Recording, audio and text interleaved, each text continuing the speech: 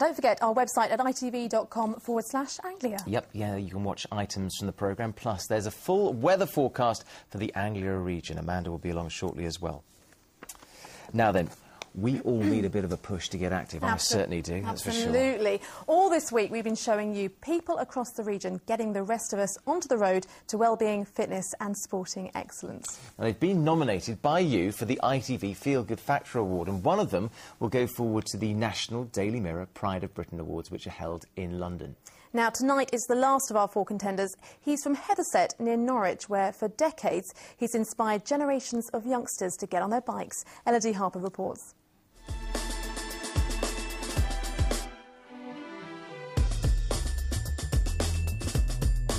Under 19s tonight. At the age of 15, Melvin Perkins went to his local playing field committee and asked if he could dig a cycle speedway track.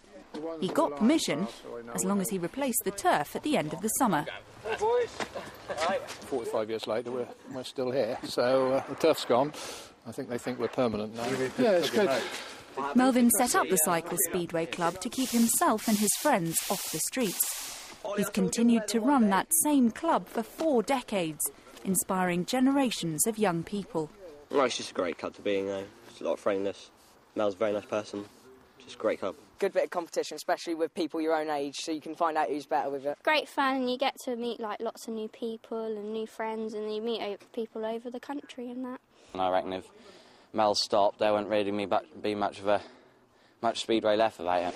Melvin's club welcomes cyclists of all abilities, and he's particularly keen to encourage the less able. But this small track in Norfolk has also been the starting line for cyclists racing towards international success. For a little village club, we produce a European champion in Andre Cross. We produce 3 British champions. Heatherset actually rode in the World Club Championships in Australia, so that was quite an achievement. So, yeah, we put Heatherset on the map. 20 years ago, Melvin also set up a football club, as his son had nowhere to train. Thanks to his dedication, that club has grown from 1 team to 16. Friends, neighbours and colleagues are all hoping that Melvin's work gets wider recognition. Why do you think Melvin Perkins should win the Pride of Britain? Because of his selfless attitude towards young people and the amount of effort that he's put into sport over 45 years. For Melvin, his motivation has remained constant since he was 15. Is getting people on bikes and kicking a football, really. Just to see them enjoying themselves, even the least able competitors, as long as they come up and enjoy it and find their own level and have some fun. And go on with a few scratches on the knees and tired out. It's good. About 30 cyclists turn up here every Tuesday for just those reasons. And though he turned 60 this year, Melvin has no intention of hanging up his helmet just yet. Looking good there, Melvin. And Melvin is the 4th and final Anglia nominee for the ITV Feel Good Factor Award. All 4 we've seen this week are healthy heroes in their own right, but one will go forward as the regional finalist for the Daily Mirror Pride of Britain Awards. Now, our judging panel has been watching all of the films and sifting through background info about the people you nominated. Now, tomorrow we'll find out who's off to the finals in London. Not an easy choice, I have to say. Absolutely, and we'll be revealing the winner live on tomorrow's Anglia Tonight.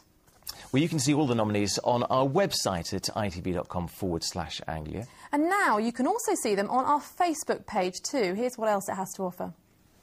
If you want to find out more about your region, have your say and stay in touch with us here at ITV Anglia, You can do so on our Facebook page. Here you can get involved in discussions and hot topics from your region. Get involved. It's your chance to have your say.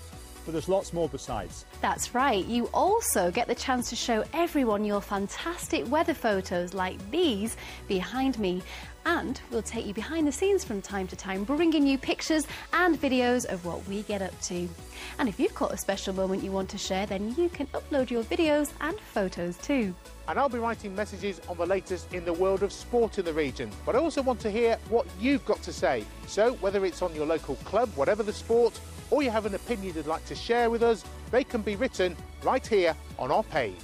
We're always looking for original news stories. Whether they're hard-hitting or whether they're quirky ones. We want to hear about them. it could be your story being told on Anglia Tonight. And I want to hear about the issues you want putting to our MPs down here at Westminster. Yes, and on top of all of that, we love hearing about what you think. So make sure you get involved and have your say. You'll be able to interact with our reporters, our correspondents and loads of other people throughout the Anglia region as well. That's right. So if you want to join in, click on the like button on our page at www.facebook.com/ITV Anglia. See you there. There you go. Right, moving on. 2 engineering students at Cambridge University have come up with a unique way of using your mobile phone to turn flat pictures into 3D images. Yes, it's thought the new technology could be used to help in a variety of everyday tasks, even helping you to put together flat-pack furniture, as I've been finding out. It's the age-old problem. How do you turn a flat-pack shelf into a real piece of furniture with only the instructions to help? It can trouble even the most technical of minds. But now Cambridge engineers think they've come up with the answer. A special smartphone app that turns flat objects into 3D images. Here we have a pop code printed on these assembly instructions, and that indicates that there's some additional content available, which you can view with your phone. You can scan the pop code, that will identify the content. Place the bracket on the centre of the first piece. And then begin to show you in 3 dimensions how to put this piece of furniture together. Here's how it works. Each item has a special barcode or pop code to be precise. The phone camera scans it, downloads extra information from the internet and, hey presto, you can see a simple object in a whole new light. Here we have a business card that has a pop code on the back. So by scanning this pop code, it can again go to the internet and download the very latest contact details for, in this case, for Connell. And now I can interact with the card, I can press a button in order to call him directly or send him an email, or from this just piece of paper that he's given around. The power of mobile phones has increased dramatically in recent years, and now that means we can use the phone's camera and work out what's in the view of the phone. And that means we can also use the fact that the phone is connected to the internet in order to tie the real world and the virtual world together. Of course, this new technology doesn't just have serious business use, you can also have a bit of fun with it too. Here, Simon's wearing this special T-shirt. It's got a pop code, which the phone can read, download the information, and you can see the inner workings of Simon's body. A number of companies have now got in touch to see if they can harness the new technology. If it does make it to the commercial market, it may not be long before a job like this becomes a whole lot easier. Now, just to prove it really isn't an illusion, here are those beautiful shelves I made earlier. And from a distance, they actually look quite decent. They are decent. But in closer inspection, actually, I feel like interviewing it, really. But look at that. That's so drivel. What do you think of it so far? Rubbish. Look at that. Awful. Okay, there's slight movement there, I have to say. Let me see if we'll just take a bit of paper, shall we? Ooh, Jonathan. Oh, look at that. That's quite good. That's quite robust. Don't be ridiculous. That could take a plant on there, at least, and a book. Is that going to be worth a lot in years to come, do you think? It will be worth a lot of money, and it took me a long time, so I think I'm very proud of it indeed. Thank you very much. So you should be, actually. We'll put it on I eBay do, later. I have to say. Right, finally tonight, here's someone taking street entertainment to a whole new level.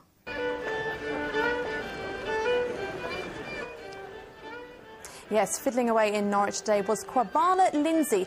He was treating shoppers to a selection of Irish jigs whilst balancing precariously on the high wire. I bet he couldn't put a set of flat packs together at the same time. It struck us, though, that he's raised the bar, so to speak, when it comes to unusual ways of busking. But if you've seen anybody who's that little bit different, we'd love to hear from you. Do send us in your pictures of top-tastic buskers. Right, we're reaching halfway in the ITV News Hour. Here's what's coming up in the national news. On tonight's ITV News, Boris's benefits broadside. London's mayor likens plans to cap... Some weather now.